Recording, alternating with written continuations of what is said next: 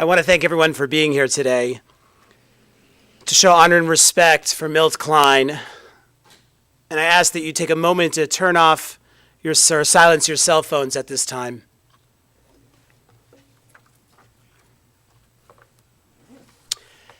At the beginning of the Torah, the Bible, we read that God created man by taking dust from the earth and breathing into that dust a nishmat chayim, a living soul. That all human beings are composed of a physical body and a living soul. And then, at the end of our days, our soul and our body separate once again. Our physical body returns to the dust that it was created from, and our soul returns to God. Today, we have the opportunity to ensure that Milt's body is returned properly to its final resting place. And at the same time, we honor his spirit and ensure that it reaches its appropriate spiritual home. I'll continue with a chapter of Psalms, Psalm 23 in Hebrew and in English. Mizmor leDavid, Adonai roi lo echsar. A song of David, the Lord is my shepherd, I shall not want. Binot asher yarbitzeini al mei menuchot yinaleini. God causes me to lie down in lush pastures. God leads me beside tranquil waters. Nafshi yeshoveh v'yancheni b'maglei tzedek l'man shemo. God restores my soul and guides me in righteous paths for God's name's sake. Gam ki elech b'geit samaved lo ira ra ki ate imadi shivtecha mishantecha himayinachamuni. Though I walk through the valley of the shadow of death, I will fear no evil, for you, God, are with me. Your scepter and staff, they comfort me. Taruch lefanei shulchan neged tzorai, deshanta b'Hashem en roshi kosi rivaya. You prepare a table before me in full view of my adversaries. You have anointed my head with oil. My cup overflows. Ach tov v'chesed yirtefuni kol yemei chayai, v'shavti b'veit Adonai liorech yamim. May only goodness and kindness pursue me all the days of my life, and I shall dwell in the house of the Lord for the length of my days. At this time, I'd like to call up Heidi, Milt's daughter, to share some words.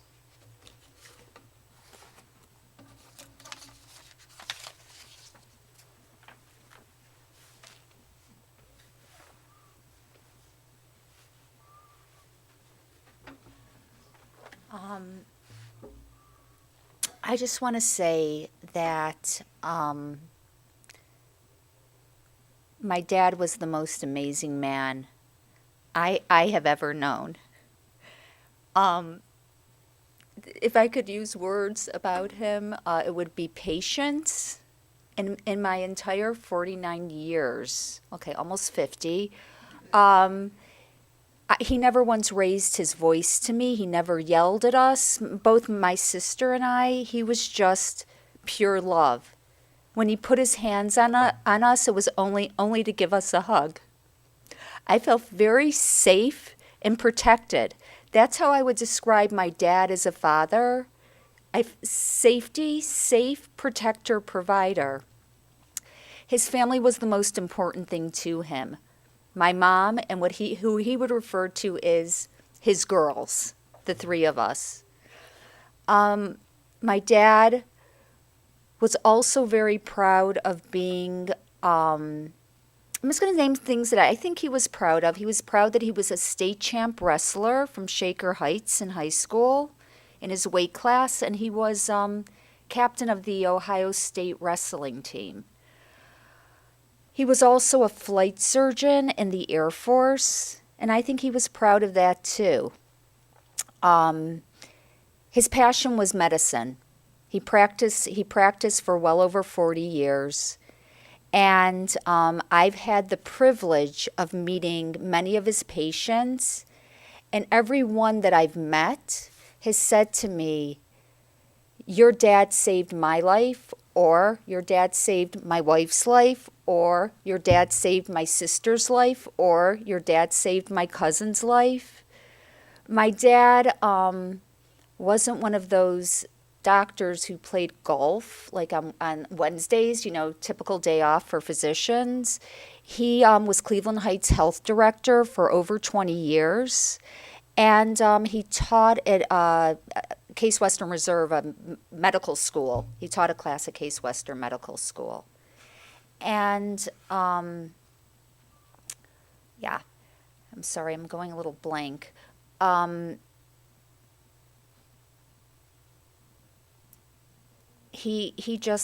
Medicine was his passion. After his family, medicine was his passion. And I'm very, very proud to be able to call him my father. Integrity. When I think of my dad, I think integrity. People have said to me, I've been with my dad for the past 5 years, for the most part, and people have said to me, you're such a great daughter. And the truth is, I'm not a great daughter. My dad was a great father. You couldn't even compare the two. I could not live up to being a daughter the way he was a father. And it was a gift and an honor for me to be able to spend the time that I could with him. Daddy, I'm with you, and I miss you, but I know you're with Robin and Mom. Robin's my sister. Okay, is that okay? It's beautiful. Okay. Thank you so much. Thank you. I'd like to call up Roger, Milt's nephew, to share some words.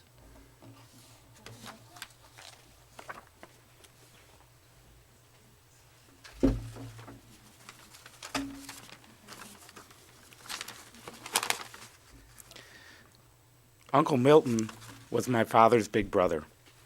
Growing up, I saw him through my dad's eyes, a near demigod. My mother used to describe her first date with my dad. Quote, he spent most of our day talking about Milt. Growing up in affluent Shaker Heights, wrestling turned out to be a way for the Klein boys, in their relatively modest circumstances, to make a name for themselves. Interestingly, Milt started off in a less than auspicious manner, but by the middle of the 11th grade, everything suddenly clicked. He started winning, and he didn't stop. His junior year, he took fourth in the state. Then, in an undefeated senior year, he won the state championship with an 18-0 score in his final match. He couldn't pin the guy, my dad used to say. From there, he went on to Ohio State, where he became a wrestling team captain. Milton always wanted to be a doctor. For those who question the compatibility of wrestling and medicine, I refer you to the news photo of and the story about Milt studying during one of Ohio State's wrestling meets. Milt became a well-known physician, serving for many years as the Cleveland Heights Health Commissioner, head of family practice at Huron Road. I also knew many of his patients, who universally went out of their way to tell me how much they loved him. And Milt loved them, and he loved medicine. He was a voracious reader, continually had journals and articles piled up in his room. He spent much of his free time reading about medicine. My family, all of us, benefited from this, as Uncle Milton and, importantly, a number of his many friends were our doctors. Uncle Milton was a wonderful, loving uncle who was always willing to lend a non-judgmental ear when one was in need. And I think this was one of the things about Milt that was one of his greatest features, is that he was a truly non-judgmental person. I cherished holidays, the holidays we all spent at my grandparents, and the time we spent with him, Aunt Jane, Robin, and Heidi, during the cookouts and the many other events that they held. After his aneurysm surgery, when his doctors felt there was no point in continuing, they couldn't get him off his respirator, Aunt Jane refused to give up. She sent him to Hillcrest Hospital, and then finally he ended up back at Huron Road. Uncle Milt spent a year on a ventilator. It was a true miracle that he was able to get off, and it was due to the dedication and the love of his former students at Huron Road who would not give up on him. They finally got him off the ventilator and back to a state of relative health. Uncle Milton inspired that type of loyalty and love, as you can see by Heidi's words. After Aunt Jane died, my father felt it was a privilege to open up his house to him. As Uncle Milt's health diminished, Heidi dedicated herself to his care, and with the support and the love of her husband and our cousin Paulo, she gave him 5 happy, healthy, high-quality years that he likely would not otherwise have had. His health slowly declined, were it not for Heidi, he would not have made it on a number of occasions. And So Milt loved the Jewish holidays, and he loved Passover especially, and he and Marlene had a special bond. She always made sure to try to, no matter how he was feeling, to try to get Milt over to our house, and he usually came, and it was really a treat. It was wonderful for us to have Milton with us on the holidays. He loved our daughter Ariel and was really wonderful to her. He doted on her. He bought her gifts, he and Heidi, and she adored him in return. And so it is with great sadness and respect and true warmth that we say goodbye to Uncle Milton, and we will miss him very, very dearly. Thank you. I'd like to call up Dick, Milt's brother, to share some words.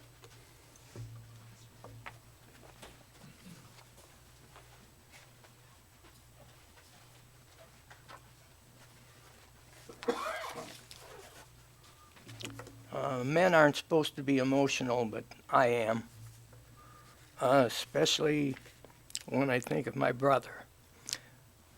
After all, when you know somebody for 84 years plus, you get to know them pretty well. I remember our childhood quite well, and I recognize that if it hadn't been for my brother, I wouldn't be standing here today, because when I was about 7 or 8 years old, we were out for a ride with my parents, and as some children do, I opened the door and flew out hanging onto the door handle. My brother reached out, grabbed me by the seat of the pants, and pulled me back in. Well, at the time I thought it was pretty funny, but now every time I think of it, it breaks me up. But aside from all the things that he's done in the course of my life, he had quite an elaborate resume, if you will. He was appointed by President Reagan to be one of the examiners for the controllers that went on strike during President Reagan's time. And if you recall that, the controllers decided they were all going to sick out. And so he was appointed to examine the controllers in the Cleveland area. In addition to that, he left the service, the Air Force, and at a time when he was asked to be the surgeon and flight surgeon for the Blue Angels, but he was rather interested in getting out and getting back to civilian life and the practice of medicine. So we'll miss him and always remember him as he was and as he wanted to be remembered. Thank you, Tim.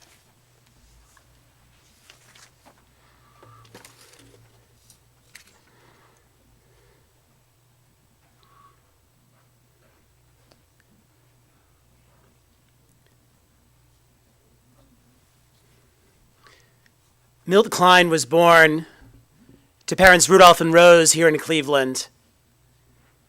He grew up at 147th and Kinsman.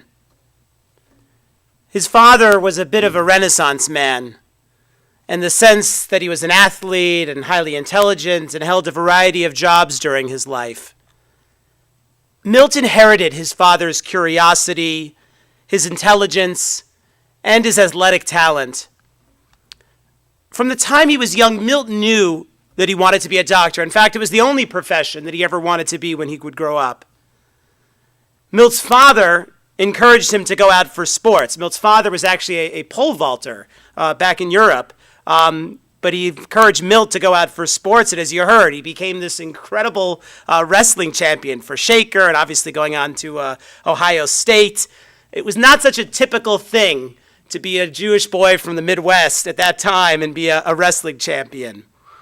But Milt was so good that his younger brother Dick wanted to be just like him. And Dick became a wrestler as well at Shaker and the high school and also in college too. Milt would go on to Ohio State after high school, and he really enjoyed his time at college. He joined a fraternity, he wrestled for the Ohio State wrestling team, he would go on to become a captain, as you've heard. And the year after he graduated, he actually became an assistant coach for the team and helped the team to its first Big Ten wrestling championship. Milt himself was such a good wrestler that he even almost qualified for the U.S. Olympic wrestling team. While in college, Milt applied for medical school, but at the time of his graduation, there were quotas on Jewish students, and Milt had to wait a year before going to Ohio State Medical School. He took that time to focus on anatomy. And as I said, his curiosity was inspiring. He was always open to learning new things. And one of the projects he took upon himself for that year is that he brought home a rare two-headed calf, something apparently was a bit of a mutation, for dissection. And his father helped him with it. They laid it out on the family ping pong table, and they actually worked through its dissection. It was during those years that Milt would meet his beloved wife, Jane. It occurred when he took a summer job at Cedar Point as a sort of medical aide. Jane was there as a guest at that time. It's fair to say that the ladies liked Milt. He was good looking, he was an athlete, he was social, he was a bit of a big man on campus. They got married after Milt finished Ohio State Medical School. Jane and Milt would spend many, many wonderful years together. The two of them loved spending time together. It was going out to dinner or travel or the days they spent on the boat and on the lake, right? Just being together, and many years of happy marriage defined their lives. After completing medical school, Milt would eventually go on to serve in the Air Force as a flight surgeon, something that he was always very proud of. He would go on after that to serve as a doctor in private practice for almost 50 years. And he was incredibly accomplished, as you've heard. But most importantly, he was deeply passionate about his patients' care. It's fair to say that he was both loved and revered by his patients, and they would continue to call him even years after he retired. Over the course of his career, he had many formal achievements: faculty at Case, director of chief of family practice at Huron, but it's not what ultimately motivated him. He was an old school doctor who put his patients first. He was making house calls right up until the time he retired about 15 years ago, something that was almost unheard of. If one of his patients needed to be admitted to the hospital, Milt would get them, and he would be there whatever time of day it was, whatever time of night it was, to check them in and make sure that everything was okay with them. As the world of medical treatment became more impersonal over the years and much more rushed, Milt made a point of scheduling sufficient time with each one of his patients to ensure that he could be really present with them and hear their issues. He understood, unlike some doctors today, that quality patient care requires a doctor to treat their individual patients as human beings with the full dignity that entails. Milt was a brilliant diagnostician. He was always learning, always curious. For him, a vacation meant sitting by the pool with a huge stack of medical journals that he would pore through. When Milt faced a patient whose problems stumped him, he would not rest and he would not sleep until he had determined the underlying cause. And as you've heard, over the years, there are so many individuals who Milt was able to touch for the better and saved countless. The family would even tell the story of a highly placed member of the local mafia, apparently, who came to Milt seeking a diagnosis for his health issues. In his usual way, Milt was able to diagnose and to treat him. And the mafioso was so grateful that Milt probably could have got him to whack someone if he really wanted. But his only desire was that the guy get him and his wife Jane tickets to Frank Sinatra. This was the 70s when those tickets were extremely hard to come by, but the guy was able to get them for him, and Milt and Jane went to see Sinatra and had a fabulous time. Milt took his work as a doctor so seriously that when he saw that he wasn't able to give the same level of care to his patients that he had offered in the past, he knew that it was time for him to retire, because his number one priority was his patients, and he wanted to make sure not to compromise that in any way whatsoever. As wonderful as Milt was as a doctor, though, there is no question that he was perhaps an even better father. He was extremely devoted to his family, and his two daughters adored him. He was funny with his great sense of humor. He was always patient with them, never yelling, even when they might have done something that deserved it. At a time when many fathers were married to their work, Milt always made time for his daughters. You might even say he spoiled them a little. He'd always take Heidi to Height's Pharmacy on Tuesdays and Thursdays so she could buy comic books and candy. And he was always there for them no matter what, their protector, whenever they needed him. He was also a very wise father and intuitively understood that parenting requires both patience and forward thinking. Milt's daughters so looked up to him that Robin actually gave him the nickname Moses, because he could do anything in their eyes, and that always made them feel safe. Over the last several years, as Milt's health declined, his daughter Heidi spent a tremendous amount of time with him. She wanted to make sure that his quality of life was as high as it could be. The two of them would regularly go out for errands together, spend dinners together, looking after each other, and they always had a good time. Milt had an incredible ability to make Heidi smile and laugh. I know that for Heidi and Milt, this time together was truly a gift. It was an opportunity for Heidi to return all the love and devotion that he had given to her and to her sister when they were young. Milt and his brother Dick had a long-time connection with the Warrensville Center Synagogue, going back to its days as the Kinsman Jewish Center, where Milt had his bar mitzvah.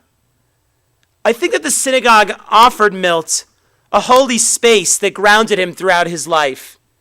Every year, I would look forward to the high holidays when Dick and Milt would come in together. The two would sit down next to each other, and Milt would always have a calm and peaceful look on his face throughout the services. I want to conclude by reading for you a special Jewish prayer that I think really captures the spirit of how Milt lived his life. It's known as the Physician's Prayer, attributed to the great 12th century Jewish philosopher Maimonides, whose first name happens to be Moses, by the way. The prayer reflects, and he was a doctor, the prayer reflects the belief that a doctor must dedicate themselves to humility, the pursuit of knowledge, and fully committing to care for those in need. At its core, it reflects the idea that the responsibility of a doctor is to recognize that all their patients are created in the image of God and therefore deserving of dignity and respect. And it was these principles that guided Milt throughout his life. Almighty God, you have created the human body with infinite wisdom. In your eternal providence, you have chosen me to watch over the life and health of your creatures. I am now about to apply myself to the duties of my profession. Support me in these great labors that they may be beneficial for humankind. For without your help, not even the least thing will succeed. Inspire me with the love for my art and for your creatures. Do not allow thirst for profit, ambition for renown, and admiration to interfere with my profession. For these are the enemies of truth and can lead me astray in the great task of attending to the welfare of your creatures. Preserve the strength of my body and soul that they may ever be ready to help, rich and poor, good and bad, enemy as well as friend. In the sufferer, let me see only the human being. Enlighten my mind that it may recognize what presents itself and that it may comprehend what is absent or hidden. Let it not fail to see what is visible, but do not permit it to arrogate to itself the power to see what cannot be seen.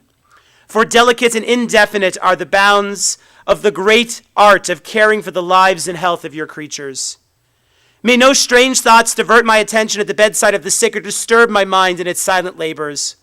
Grant that my patients may have confidence in me and in my art and follow my directions and my counsel.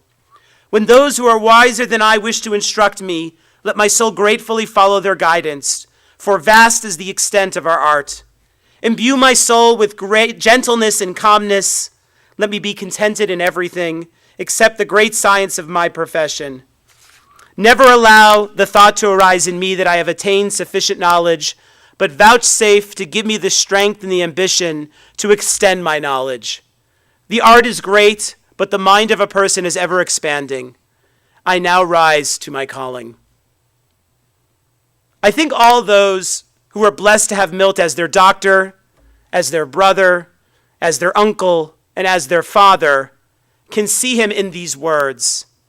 And I know that they are all so grateful that he was part of their life. Tehei nishmatot tzura b'tzorah chayim.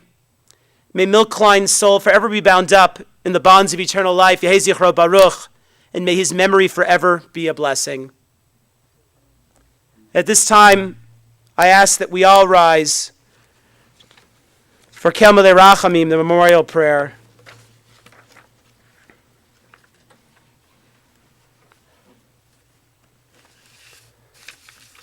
El Malei Rachamim, Shochem Bamromim, Amitzei Menucha Nochana Konfei HaShechina, B'malach Kedoshim B'Torah Kazar Ki Amazirim, Et Nishmat Nachman David Ben Avram Shalach L'Olamo, Bavur Shenachnu Mitpalim Ba'ad Karat Nishmato, Began Enitiyah Menuchato L'Chem Barachamim, Yasti Rebbe Siddiq Afav L'Olamim V'Yitzra B'Tzorah Chaim Nishmato, Adonai Hu Nachalato V'Yanuach B'Shalom Mishkavo V'Nomar Amen.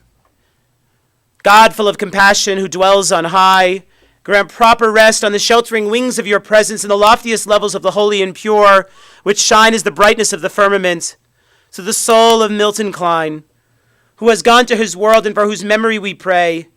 May his repose be in paradise. May the Master of Compassion bring him under the cover of God's wings and bind his soul in the bonds of life. May the Lord be his heritage. May his rest forever be in peace. And let us say, Amen.